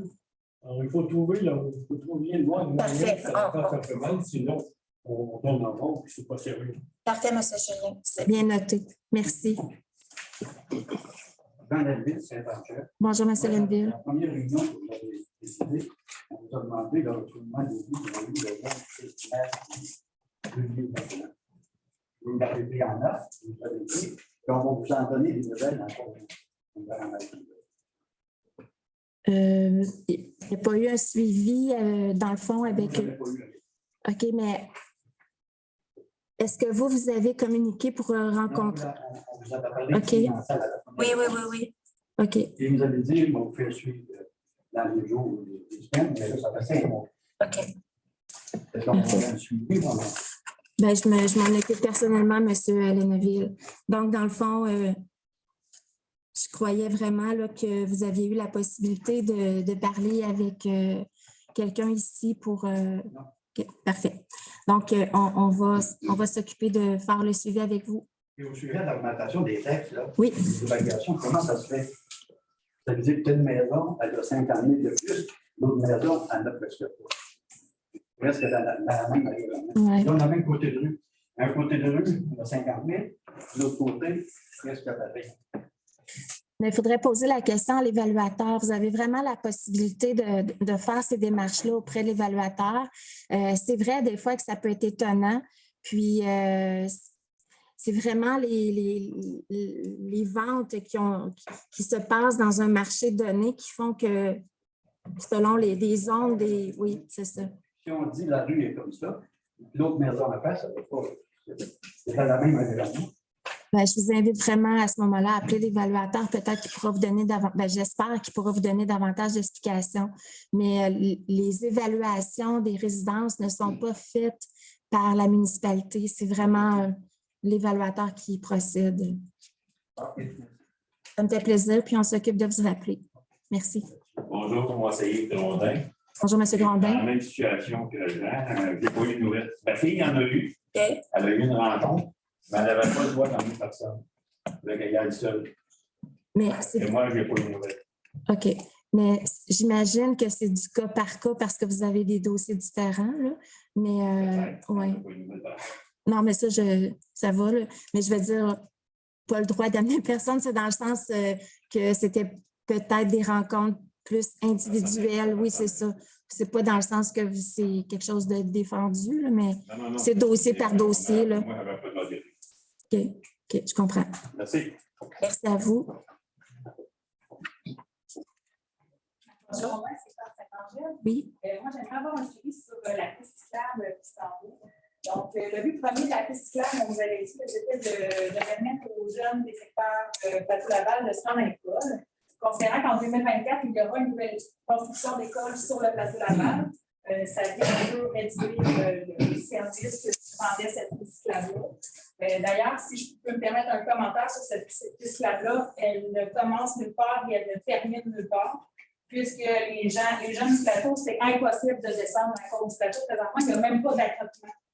Nous, quand on marche, on doit se mettre dans le gravier pour quand il y a une voiture qui s'en vient. Donc, je ne comprends pas comment un enfant peut descendre en vélo présentement pour aller rejoindre une piste cyclable. Deuxième chose, la piste cyclable va se terminer à la halte routière. Ça nous donne sur rien. Donc, on fait juste déplacer le problème. Présentement, vous me disiez que ce n'était pas sécuritaire pour mais le tracé, je pense qu'il n'est pas définitif, par exemple. Il n'est pas. Nous, à la rencontre, on en a parlé. D'ailleurs, on s'est fait mettre au pied du mur. On n'a pas été du tout consulté pour cette piste cyclable-là.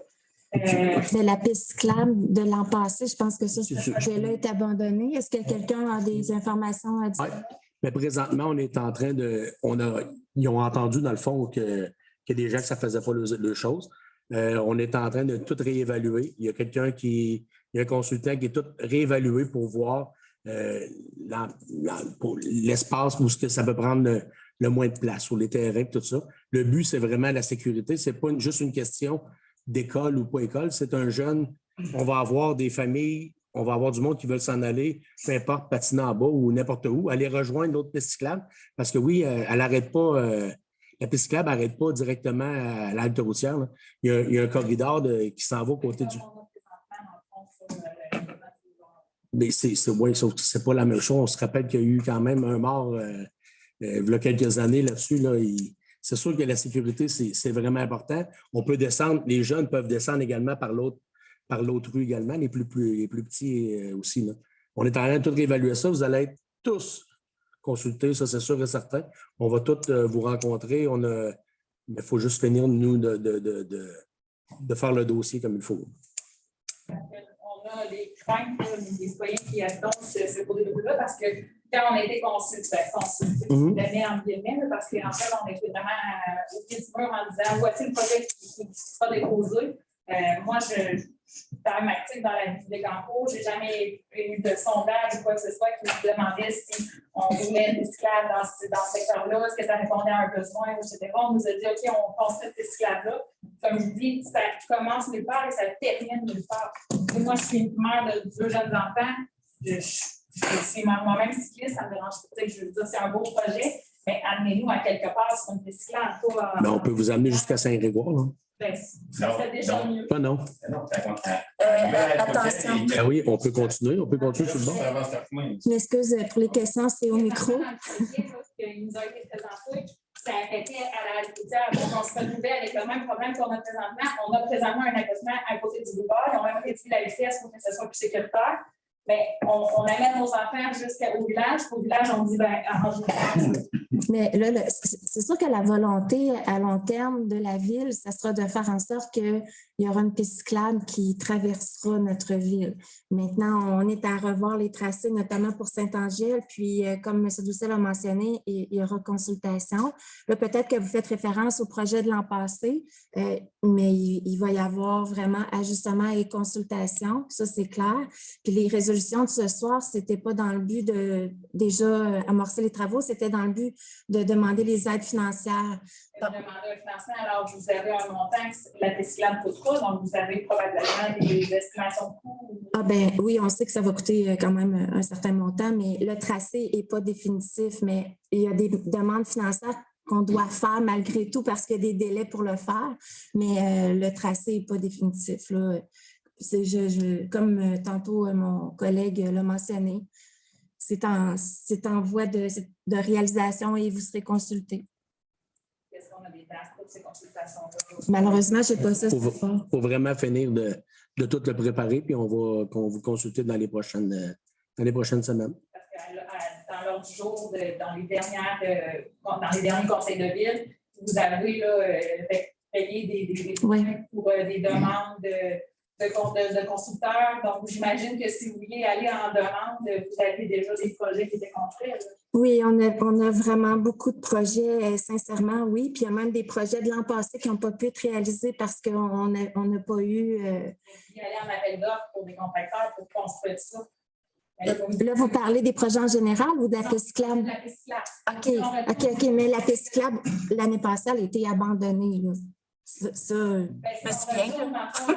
que c'est en novembre. Oui, c'est ça. Vous avez un plan à l'ordre du jour qui était pour aller en appel d'offres pour la construction de la piste cyclable. Oui, puis on ne l'a pas adopté. Vous ne l'avez pas adopté, sauf qu'il était quand même. Non, on a annulé, je pense, l'ancien qui était encore actif. C'est ça qu'on avait fait le 2 mai. En novembre, la résolution qui nous amenait à aller en appel d'offres a été annulée. Parce que le projet de piste cyclable, comme il était élaboré, ne convenait pas. Là. Je pense que ça, c'était clair. Et là, le tracé va être revu. Mais le projet de piste cyclable, on y tient toujours. C'est le tracé qui doit être revu. Merci.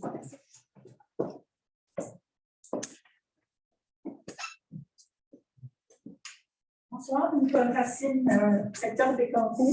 Bonjour, Mme Racine. J'ai vu l'annonce d'une construction sur Nicolas Perrault, ici au village. De ce que j'ai vu, c'est comme un bloc appartement au moins 3 étages. Il y a une photo, une image dans un terrain où il y a une maison qui a brûlé il y a plusieurs années en arrière. Est-ce que vous avez... Non, c'est vrai. Okay. Et quand je vois l'image de ce bâtiment, je me dis, c'est un beau bâtiment, mais il n'a pas en fait là. On s'entend que le secteur du cœur de village de Bécancour, il y a un charme certain. Il y a des maisons ancestrales. Les gens se sont donné un mal fou pour les entretenir et garder en bon état. Et puis voilà qu'ils vont planter un bâtiment qui, pour moi, n'a pas personne. Maintenant, est-ce que c'est juste une proposition qu'ils ont mis dans l'affiche ou il y a quelque chose de concret? Ben, écoutez, première des choses, toute construction doit être précédée par un permis. Donc, ça veut dire qu'il y aura sûrement une demande à notre service d'urbanisme.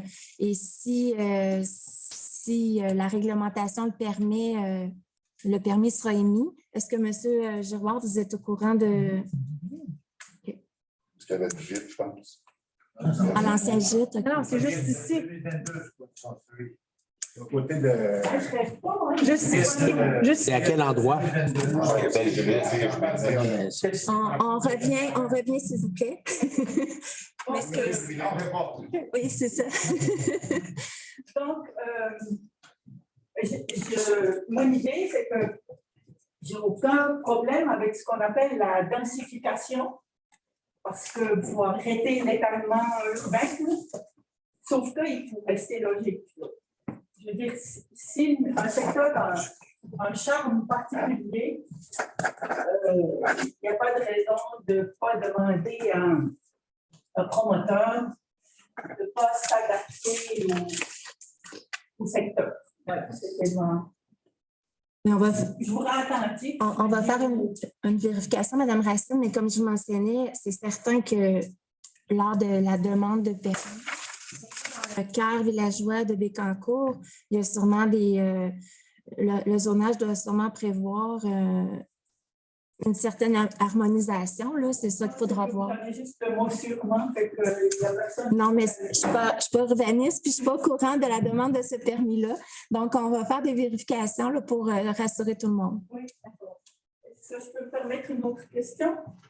Bien sûr. Oui, on va tous se réjouir de ce qui se passe au parc industriel, mais de mémoire, dans un conseil précédent, on avait appris que les entreprises qui s'installent au parc industriel ont des crédits de taxes pendant un certain nombre d'années, et ceci une fois à partir du moment où la construction est terminée. La ville va quand même investir beaucoup d'argent dans le parc industriel. Maintenant, si les entreprises qui s'installent, qui construisent, qui pendant 5 ans ont des crédits de taxes, qui est perdant dans cette histoire-là? Madame Racine, pour ce type d'usine-là, il n'y a pas de crédit de taxes. C'est pour des valeurs de construction là, inférieures à 10 millions de dollars qu'il y a une possibilité de crédit de taxes. Et là, on parle plus de notre parc PME pour la ville de Bécancour. Mais les grandes usines qui s'installeront dans le parc industriel, gouvernemental, ces usines-là, c'est des milliards d'investissements. Donc, on n'est pas du tout au même endroit. Puis, le règlement de taxation, là, à moins que je me trompe, est-ce que… Non, on l'a changé. On l'a changé. C'est ça. Donc, ces grandes usines-là n'ont pas accès à ces crédits de taxes. Oui. On est en accord avec vous. C'est pour ça qu'on l'a changé, nous. En fait, on me dit que le règlement est en train de changer. Là. C'est ce qu'on va faire.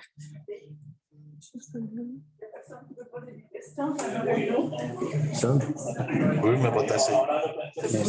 Ah, vous avez des questions? Prenez la place. Au lieu d'en revenir.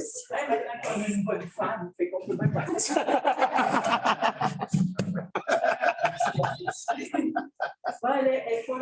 Profitez-en.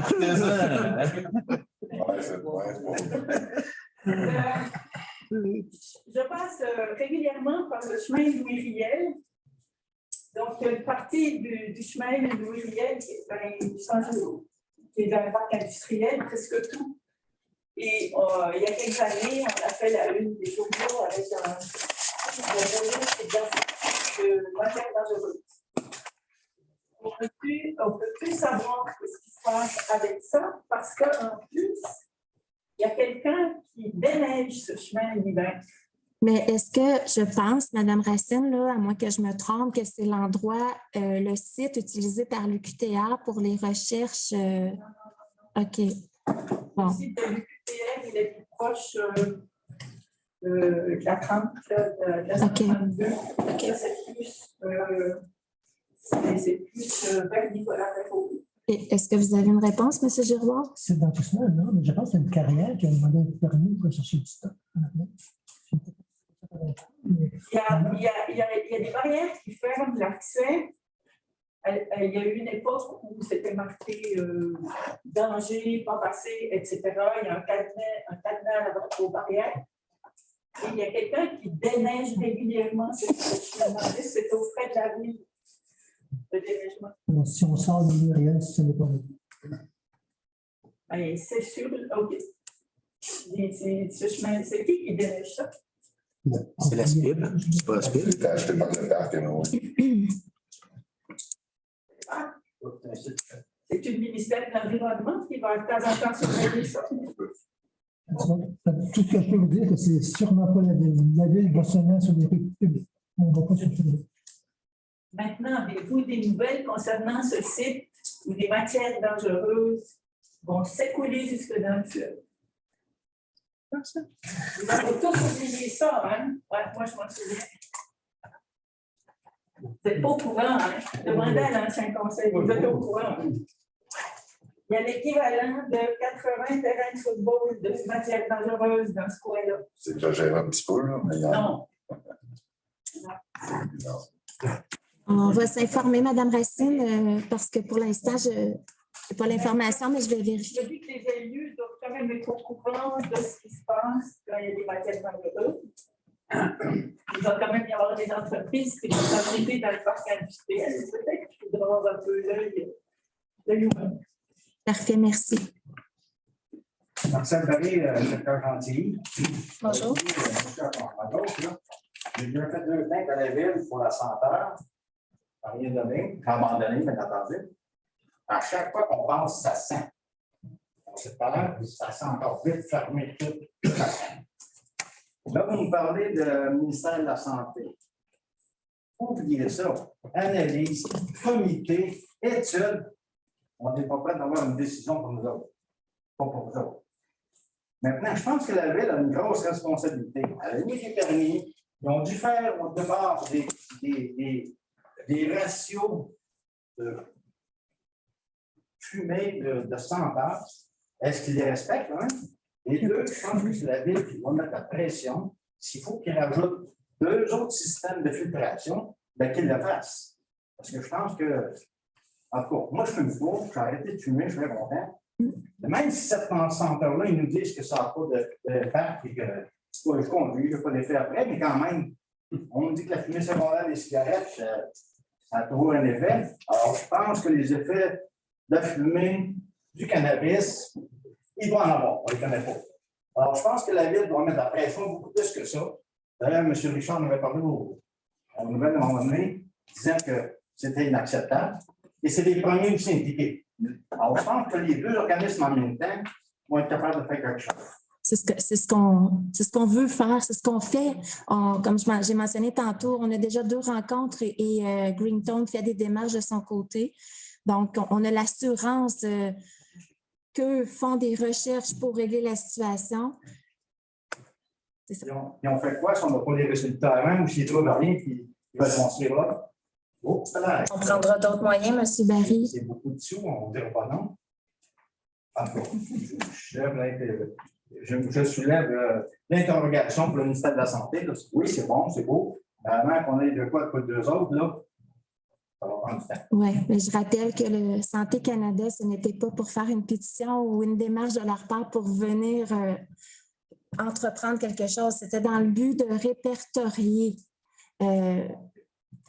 C'était vraiment dans ce sens-là. C'était une action additionnelle de plus pour que ce fait-là leur soit rapporté et connu. Ce n'était pas dans le but d'intervenir auprès de Greenstone. Et c'est de cette façon-là que ça a été mentionné.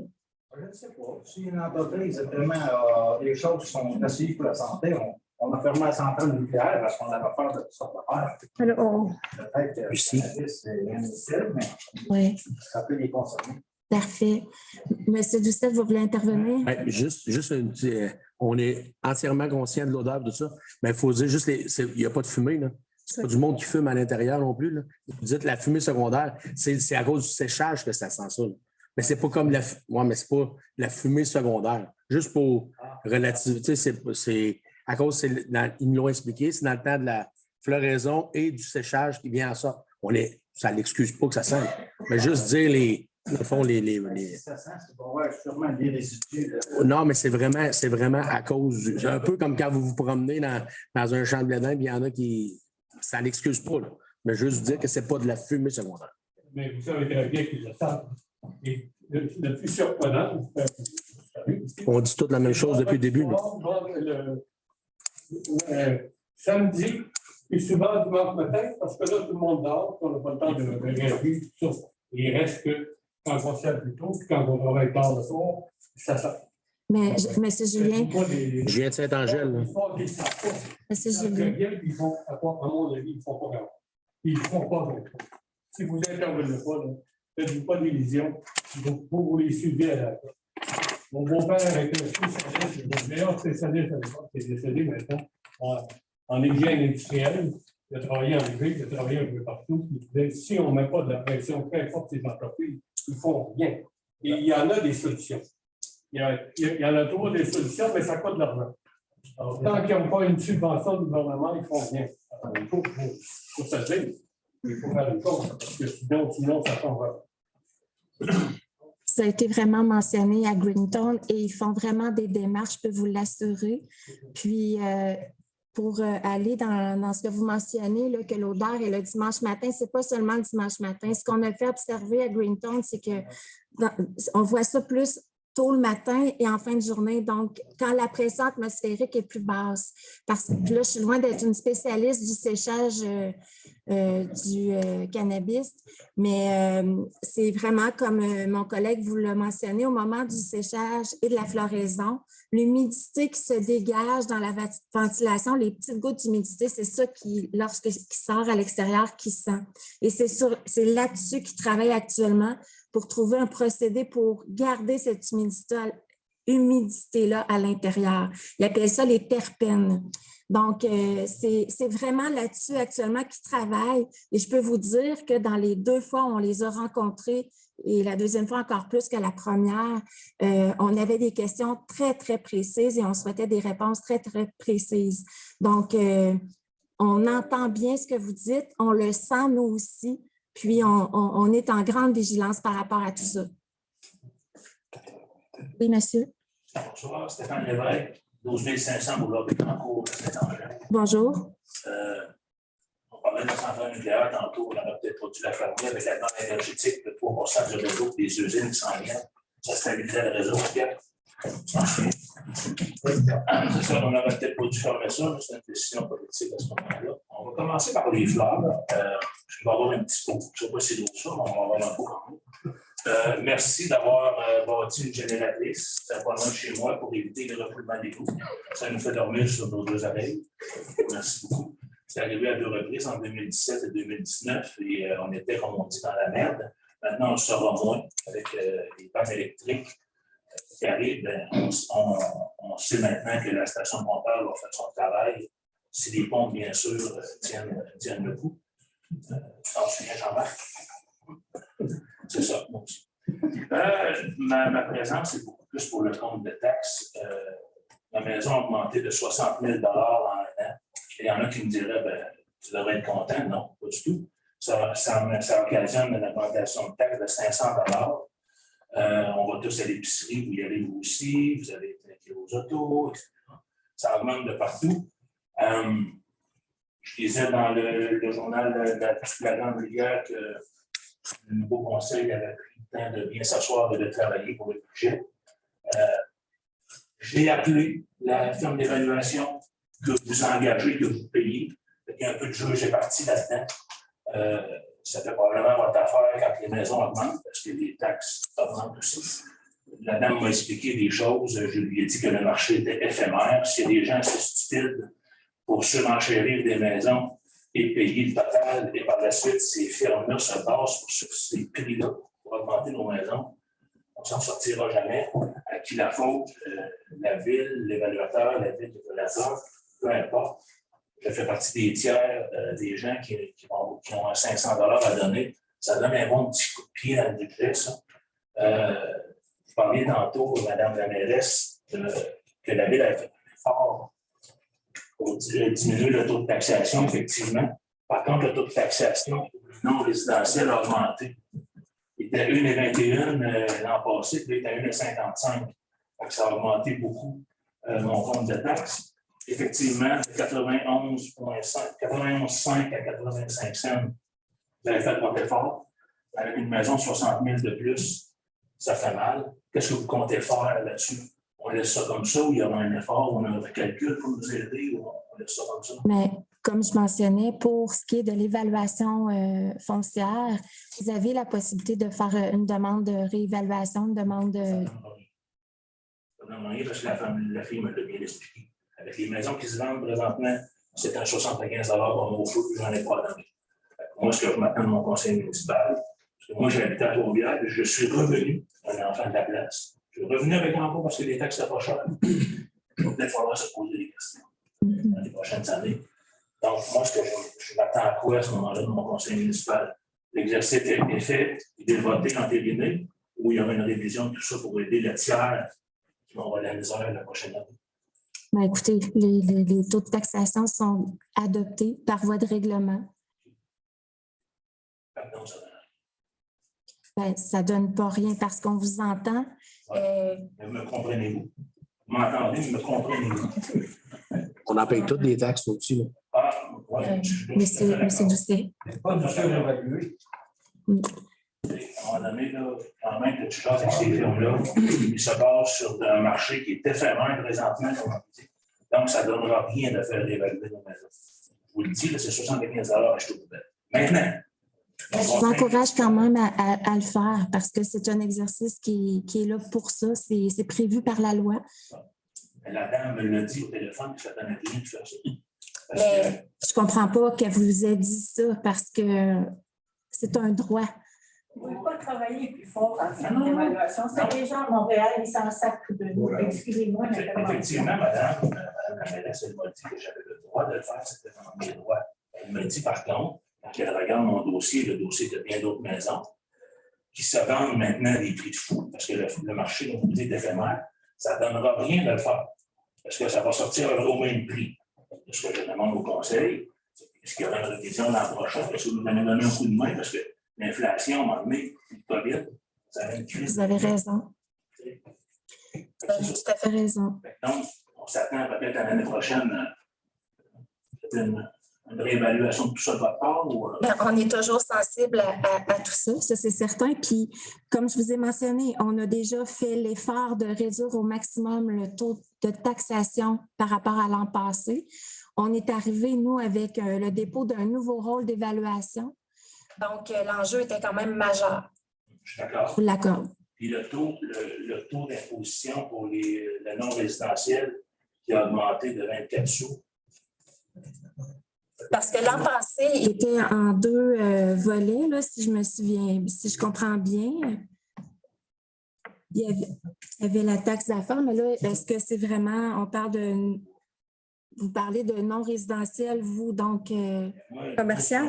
Sur mon compte de taxes, j'ai le taux de base, là, et le taux non-résidentiel, lui, a augmenté de 24 sous. Parce que l'an passé, c'était à 1,21, puis là, cette année, pour les évaluations inférieures ou égales à 2 millions, c'est 1,50. Puis pour les évaluations supérieures à 2 millions, c'est 1,86. Mais est-ce que vous parlez de la taxe d'affaires? Non, la taxe d'affaires, ça, je sais qu'elle est abolie. On s'est rangé en augmentant, mettons, le non-résidentiel. Bon, c'est... La taxe d'affaires, elle s'applique au non-résidentiel seulement. Je comprends, mais quand je regarde mon compte de taxe, je vous dis, le taux de base, c'est... Ça donne un petit coup de main. Je peux aller vous le montrer si vous voulez. Là. Mais le taux non résidentiel, il a quand même augmenté. Écoutez, M. Lévesque, moi, je suis prête à vous rencontrer si vous voulez pour qu'on vous puissiez bien m'expliquer la situation. Parce que là, je ne suis pas certaine de bien comprendre. Mais ce soir... Oui, mais dans sa maison. il n'y a pas de problème, M. Lévesque, mais ce soir, je ne réglerai pas ça au micro avec vous. Parfait. Vous allez voir que je ne suis pas menteur. Je n'ai jamais pensé que vous étiez menteur. Donc, je vous laisse votre compte de texte, puis on pourra se reparler. Merci.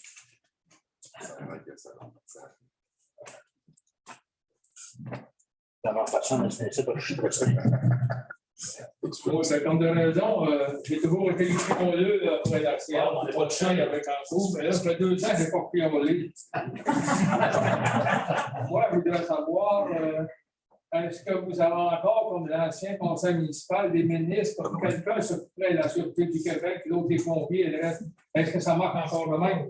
Bien, ce n'est pas tout à fait comme ça parce qu'on n'appelle plus ça des ministères, mais on a des élus qui sont responsables de chacun des dossiers, notamment la sécurité. Moi, mon intervention, c'est la suivante. Parce que, mettons que la Sûreté du Québec se déplacerait pour venir chez nous pour une fausse alarme. On pourrait payer une taxe là-dessus, c'est un règlement municipal. Mais quand que la Sûreté du Québec escorte Marmen jusqu'au parc industriel et portuaire de Bécancour, est-ce qu'ils payent eux autres? Marmen paye pour faire transporter ses éoliennes ou si c'est la Sûreté, on paye tout en général? Je ne pourrais pas répondre à votre question, M. Marotte. Absolument, c'est l'entreprise privée qui doit. Une question aussi concernant le transport d'éoliennes. Le pont de Trois-Rivières, c'est tout le temps la voie 3 et la voie 4 qui sont brisées. Les transports d'éoliennes passent sur la voie 3 et 4. Puis la voie 1 et 2, c'est très rare qu'il y ait des nids de poules ou quelque chose de même. Ça peut-il arriver, ça c'est trop pesant, un éolienne va passer sur le pont Trois-Rivières? Bien, vous avez peut-être raison, mais je vous dirais que là, on n'est plus dans la juridiction de la municipalité. Donc, l'intervention là, est plus au niveau du ministère des Transports du Québec, s'il y a quelque chose à valider auprès d'eux. Oui, c'est pour ça que là, si vous remarquez, c'est tout le temps la voie 3 et 4 qui sont brisées. Des fois, ils sont brisés pas mal. C'est tout le temps ces 2 voies-là qui ferment. Ils ferment la plupart du temps la nuit pour les réparer. Mais on est à contresens assez souvent. Donc, votre question, c'est de savoir si je pense que c'est parce qu'ils sont trop utilisés. Mais comme je vous dis, moi, je ne pourrais pas répondre à votre question parce que je ne suis pas experte, et le conseil municipal non plus, puis ce n'est pas notre juridiction non plus. Oui, c'est juste. Oui. Mettre le conseil au courant de nos remarques que veut observer. Bien, on va le noter. Aussi, ça fait 2 ans depuis la fin COVID-19 que les bibliothèques sont fermées. La ville de Bécancour, il y avait un budget à ce moment-là pour gérer les bibliothèques par secteur. Ce budget-là, il doit tient quelque part. Mais les bibliothèques ne sont pas fermées, sont ouvertes. Il y avait un budget pour que chaque secteur affrète des livres. C'est poursuivi. L'entretien de la bibliothèque. Puis ça, ce budget-là, il est rendu où? Bien, on l'a utilisé pour les bibliothèques. Les bibliothèques ne sont pas fermées, là. Ils sont utilisées. Ah, ça veut dire que l'argent ne rapporte pas à la ville à dépenser. Oui. Bon, ben, j'ai fini mon fiolage pour jusqu'au prochain mois. Parfait, M. Maria. Merci. Est-ce que ça met fin à la période de questions? D'accord, 7 minutes. Mon nom, c'est Jean-Marc Courtois. J'ai parlé aussi à l'évaluatrice, c'est une évaluatrice, un évaluateur. Et puis, elle m'a fait exactement la même réponse que je travaille. Puis moi, ça a doublé la valeur de terrain. Puis, elle m'a dit, c'est ça que j'ai dit, protester, je ne sais pas grand-chose. Eh bien. Mais ça ne fait rien, mais presque doubler la valeur. Ça commence à être imposant. Merci. Merci, M. Bourgeois, c'est noté. Donc, tant M. Lévesque Bourgeois, on va vérifier pourquoi cette réponse-là est donnée lorsque un citoyen veut exercer son droit, là, parce que ça ne devrait pas être une réponse, à mon avis, qui doit se donner. petite dernière question me concernant. Dans vos règlements, vous parlez souvent que c'est pour des travaux de pavage et de construction de bordures. Pourquoi vous ne parlez jamais de trottoir? C'est quand même une municipalité où il y a beaucoup de familles, où on incite les gens à marcher. Est-ce que les bordures, ça comprend? C'est une excellente question, Mme Racine. De plus en plus, les municipalités ne procèdent pas à la construction de trottoirs afin de réduire les coûts. C'est une bonne remarque.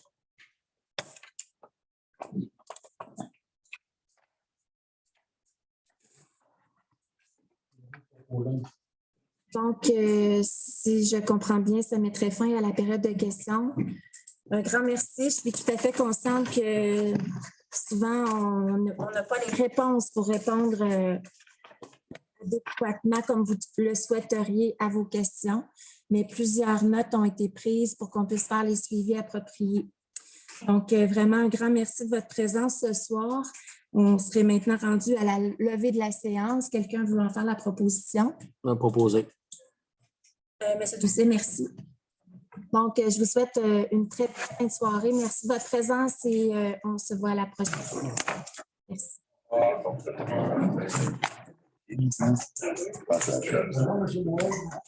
Vous voulez parler? Ça va bien long. C'est bien dans le route, ma gueule. C'est Pascal. Il y a des bras, mon pareil. C'est mon cousin, oui.